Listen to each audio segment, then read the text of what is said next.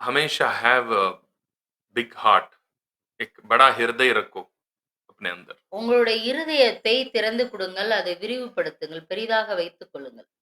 प्रभु आपके लिए सब कुछ पूरा कर देगा। உங்களுக்காக எல்லாவற்றையும் அவர் செய்து முடிப்பார்.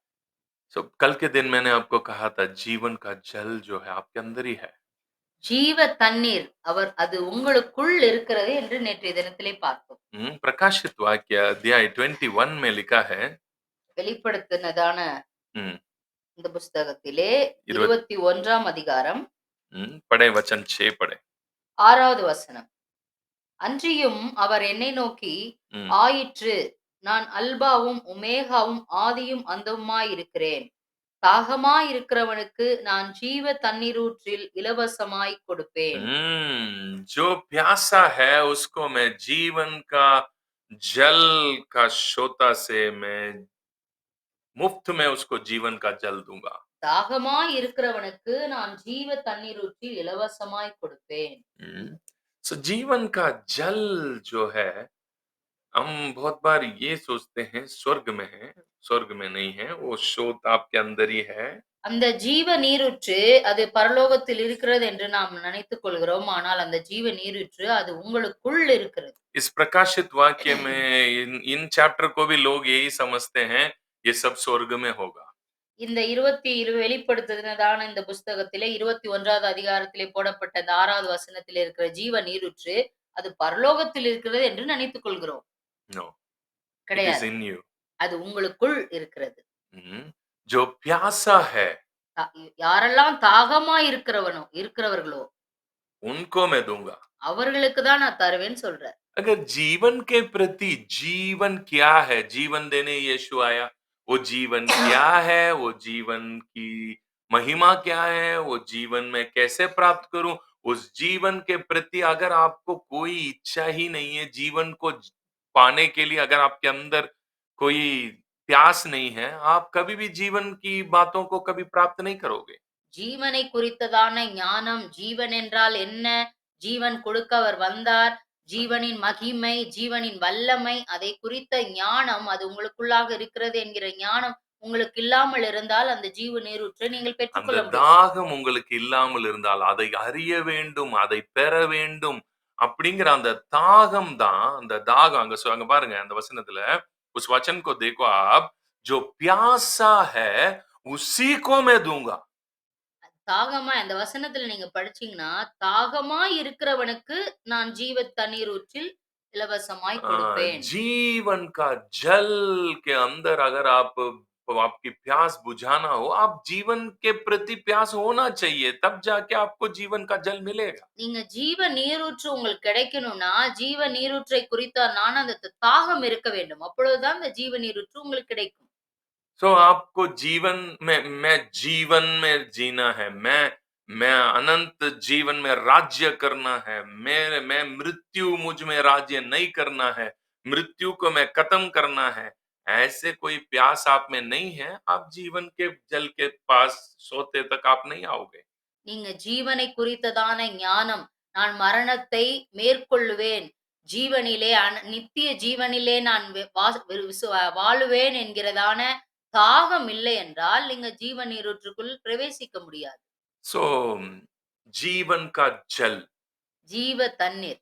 पहले पानी मतलब क्या है ये पहले देखते हैं, उसके बाद जीवन का जल फिर आपको समझ में आएगा अच्छा நீங்க से। ஃபர்ஸ்ட் நம்ம தண்ணீனா என்னன்னு பார்ப்போம். அதுக்கப்புறம் ஜீவ தண்ணீர்னா பார்ப்போம். What according to the New Testament, what is water is compared with which one? ये எ किसके साथ वाटर को कंपेयर कर रहे हैं? தண்ணீர் என்றால் என்ன? அதை எதையோட ஒப்பிட்டு ஆண்டவர் சொல்லியிருக்கிறாருன்னு நம்ம பார்ப்போம். पानी क्या है அது தண்ணீர் என்றால் என்ன? according to the New Testament? புதிய ஏற்பாட்டிலே தண்ணீர் என்பது என்ன? ये निकाल कर पढ़े एफिसियों की किताब अध्याय 5, Ephesians, book of Ephesians chapter 5 verse पढ़े 26 पढ़े। அ எபேசியர் 5வது அதிகாரம் 26வது வசனம். हम्म தாம் அதை திருவசனத்தைக் கொண்டு हम्म தண்ணீர் முழுக்கினால் சுத்திகரித்து பரிசுத்தமாக்குகிறதற்கும். पढ़े, हिंदी में पढ़े, ज्योति है। 5 का 26, एफिशिएंस चैप्टर 5 वर्स 26 पढ़े। ज्योति नहीं है? ओके, ठीक है। सो यहाँ पे हम 26 में पढ़ते हैं, साफ साफ लिखा है, परमेश्वर का वचन पानी के जैसे शुद्ध करता है। पानी, it's like water, the word of God is a water. வசனம் என்பது அது தண்ணீரை குறிக்கிறது. Word of God is a water. வசனம் அவருடைய வசனம் அது தண்ணீரோடு ஒப்பிடப்படுகிறது. अभी यूहन्ना में आए, यूहन्ना अध्याय 3 में आए, ठीक है। यूहन्ना अध्याय 3 का 5 पढ़े, यूहन्ना अध्याय 3 का 5, जॉन चैप्टर 3 वर्स 5 पढ़े। हम्म யோவான் 3வது அதிகாரம் 5வது வசனம். हम्म இயேசு பிரதியுத்தரமாக, हम्म ஒருவன் ஜலத்தினாலும் हम्म ஆவியினாலும் பிராவிட்டால் हम्म தேவனுடைய ராஜ்யத்தில் பிரவேசிக்க மாட்டான் என்று மெய்யாகவே மெய்யாகவே உனக்கு சொல்கிறேன். अगर कोई जल और आत्मा से दोबारा जन्म लिया ना लिया तो वो परमेश्वर के राज्य में प्रवेश नहीं करेगा। ஒருவன் ஜலத்தினாலும் ஆவியினாலும் பிராவாவிட்டால் தேவனுடைய ராஜ்யத்தில் பிரவேசிக்க மாட்டான். सो जल, जल में पैदा होना क्या होता है? தண்ணீரினால் பிறப்பதுனா என்றால் என்ன? தண்ணீரினால் பிறப்பது என்றால் என்ன? What is born of the water? தண்ணீரினால் பிறப்பது என்றால் என்ன? So परमेश्वर के वचन में पैदा होना है। வசனத்திலே நாம் பிறக்க வேண்டும். The word of God is water. தண்ணீர், வசனம் இது ரெண்டும் ஒப்பிடப்படுகிறது. So verse क्यों पानी की कंपैरिजन में आ रहा है? வசனம் ஏன் தண்ணீரோடு ஒப்பிடப்படுகிறது?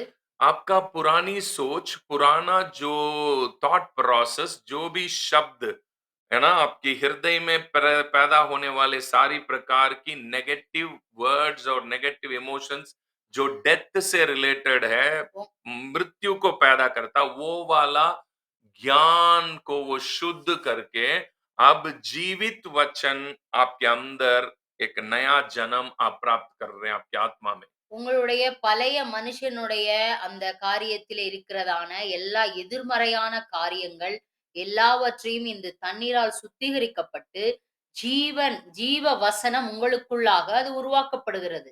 Your consciousness, உங்களுடைய மனசாட்சியிலே आपका विवेक जो है शुद्ध होता है। உங்கள் மனசாட்சி இந்த தண்ணீரால் சுத்திகரிக்கப்படுகிறது. The blood of Jesus Christ, இயேசு கிறிஸ்துவின் ரத்தம் एक तरफ से हमारे कॉन्शियस को शुद्ध करता है, அது ஒரு பகுதியிலே அது நம்முடைய மனசாட்சியை சுத்திகரிக்கிறது. दूसरा परमेश्वर के वचन में आप जन्म प्राप्त करते हैं। இன்னொரு பகுதியிலே அவருடைய வசனத்தை நீங்கள் ஏற்றுக்கொள்ளும் பொழுது, वचन में जन्म மறுபடியும் பிறக்கும் போது, அந்த வசனத்திலே நீங்கள் பிறக்கும் பொழுது, आपका हृदय, आपका जो कॉन्शियसनेस है, உங்களுடைய वो अभी परमेश्वर के जैसा बात करना शुरू करेगा। உங்களுடைய மனசாட்சியானது அவர் இயேசுவை போல அது பேச ஆரம்பிக்கும். आपका कॉन्शियसनेस உங்களுடைய மனசாட்சி अभी परमेश्वर की वचन, परमेश्वर को वर्ड को वो कंसीव करेगा, रिसीव करेगा और वही बात करेगा, जीवन की बातें करेगा। தேவனுடைய வார்த்தை, அதாவது அந்த ஜீவ வார்த்தையை அது பேச ஆரம்பிக்கும். सो वर्ड जो है पानी है। வசனம் என்பது அது தண்ணீரை குறிக்கிறது. अब यीशु कह रहा है, अब तुम्हारे अंदर से जीवन का पानी बहेगा। உன்னுக்குள் இருந்து அந்த ஜீவ நீரூற்று அது புறப்படும் என்று சொல்லுகிறார். पढ़े वचन 7, यूहन्ना अध्याय 7, यूहन्ना अध्याय 7 वचन पढ़ते हैं। 38 पढ़े, 38, வேதவாக்கியம் சொல்லுகிறபடி என்னிடத்தில் விசுவாசமாய் இருக்கிறவன் எவனோ அவன் உள்ளத்திலிருந்து ஜீவ தண்ணீருள்ள நதிகள் ஓடும் என்றார். எப்படி? ஜீவ தண்ணீருள்ள நதிகள் ஓடும், அவன் உள்ளத்திலிருந்து ஜீவ தண்ணீருள்ள நதிகள் ஓடும்.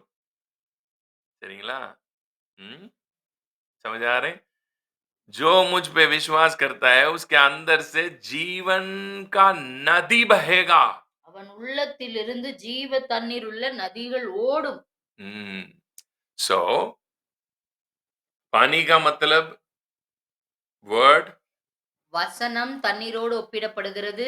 अभी जीवन का पानी बोलने से ஜீவ தண்ணீர் என்றால் जीवन के प्रति जो ज्ञान है वो आपके अंदर से बहना शुरू होगा ஜீவ தண்ணீர் என்றால் அந்த ஜீவ காரியங்கள், ஜீவ வார்த்தைகள், जीवन ज्ञानम ஜீவ ஞானம் உங்களுக்குள் இருந்து அது உருவாக नदियां होगा நதியாக ஓடும். all your thoughts and all your emotions are filled with life உங்களுடைய எண்ணங்கள், முழு எண்ணங்களும், உங்களுடைய எல்லா உணர்வுகளும் ஜீவனிலே அது பிரவேசிக்கும், வாழ ஆரம்பிக்கும்.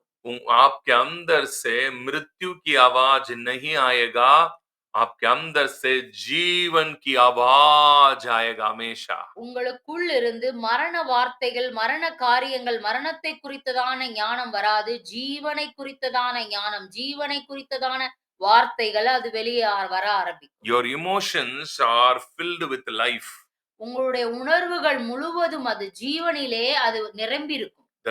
the emotions that related to life will அவ் flow into your whole being உங்களுடைய உணர்வுகள் ஜீவனோடு தொடர்புடையதாக இருக்கும் பொழுது, அது ஜீவ நதிகளாக அது வெளியே பாய்ந்து செல்லும். so आपका emotions transform हो जाएगा அவங்களுடைய உணர்வுகள் அது மறுரூபமாக்கப்பட்டு விடும். आपका हृदय जो है पहले आपको बेकार बेकार बातें अंदर से बात कर रहा था तुम बेकार है तुम ये है वो है अब आपके अंदर से जीवन का बातें शुरू हो जाएगा आपकी हृदय जीवन की बातें विश्वास करना शुरू करेगा और आपकी हृदय जो है जीवन का नदी आपके अंदर से बहना शुरू होगा आपका माइंड और heart totally transformed new creation का ट्रांसफॉर्मेशन आपके अंदर आप दिखाना देखना शुरू करोगे உங்களுக்குள்ளாக முன்பதாக மரண காரியங்கள், "நீ இப்படி இருக்க, உனக்கு ஒண்ணுமே தெரியாது, நீ அப்படி, நீ இப்படி" அப்படின்னு சொல்லிட்டு இருந்த அந்த உணர்வானது, இப்பொழுது ஜீவ காரியத்தை குறித்து மறுரூபமாக்கப்பட்டு அது பேச ஆரம்பிக்கும். உள்ளிருந்து ஜீவ நீரூற்று அது புறப்பட்டு ஓட ஆரம்பிக்கும். मैं यही बोलूंगा अब तक बहुत सारे लोगों में अब तक ये शोध शुरू ही नहीं हुई है நான் இப்படி சொல்லுவேன், நெறையா பேருடைய வாழ்க்கையில இந்த ஜீவ நீரூற்று ஓப்பனே ஆகல. मगर वो पादरी बन गए பாஸ்டர் ஆயிட்டாங்க.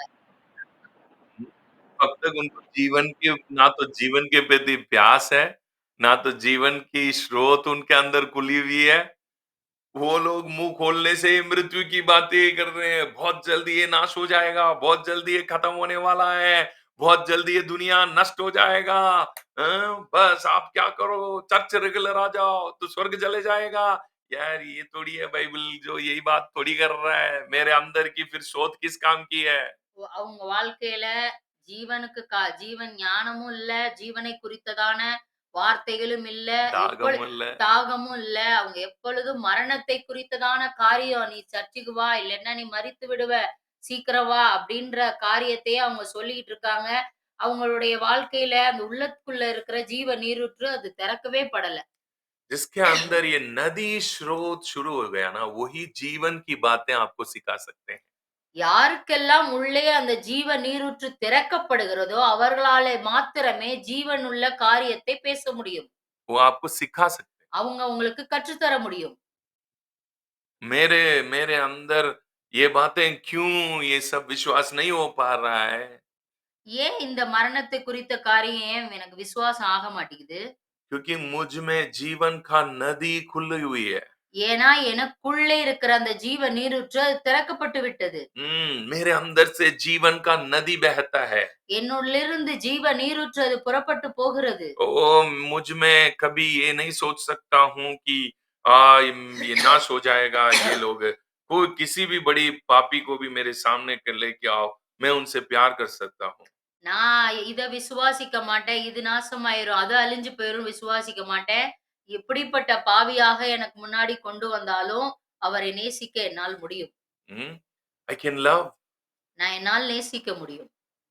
जो मेरे विरोध में जितने भी बात करने दो उनको अगर मेरे सामने लाओ मैं प्यार कर सकता हूँ मेरे अंदर कभी ये नहीं बोल सकता मैं इनसे नफरत करता हूँ मैं कभी नहीं बोल सकता हूँ நான் எனக்கு விரோதமாக எப்படிப்பட்டவர்களாக இருந்தாலும், அவர் எனக்கு முன்பாக வந்தா, அவங்க மேல நான் கோவப்பட மாட்டேன். அவங்கள நான் நேசிப்பேன்.